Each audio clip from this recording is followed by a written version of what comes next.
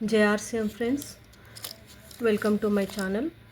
ఈరోజు నేను NutriCharge S5 గురించి చెప్పడానికి వీడియో చేస్తున్నాను. న్యూట్రిచార్జ్ S5 5 హర్బ్స్తో తయారు చేస్తారండి. కలోంజీ, తులసి, నీమ్, పుదీనా, అలోవెరా.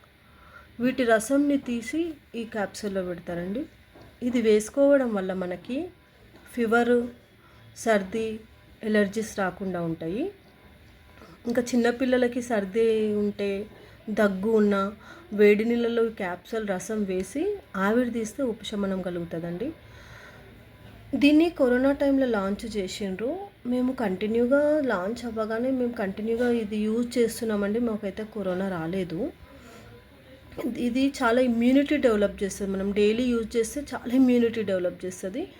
ఇది తిన్న తర్వాతనే వేసుకోవాలండి. ఇది after breakfast or after lunch. కానీ వాటర్ ఎక్కువ తీసుకోవాలి. 1.5 గ్లాస్ వాటర్ తాగాలి.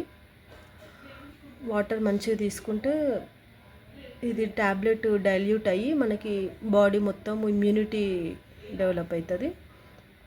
హర్బ్స్ ఉంటాయి కదా, స్టార్టింగ్లో కొంచెం మనకి ఇది హర్బ్స్ది బేప్ వస్తుంటుంది. కంటిన్యూగా వాడుతుంటే తగ్గిపోతుందండి. చాలా ఇమ్యూనిటీ డెవలప్ అవుతుందండి మనకి న్యూట్రిచార్జ్ S5 వల్ల.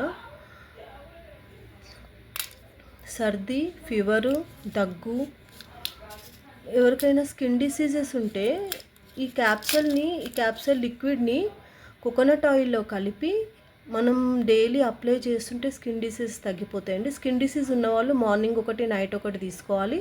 ఇంకా కోకోనట్ ఆయిల్లో కలిపి దానిపైన అప్లై చేస్తుంటే ఇచ్చింగ్, స్కిన్ డిసీజ్ తగ్గిపోతుంది.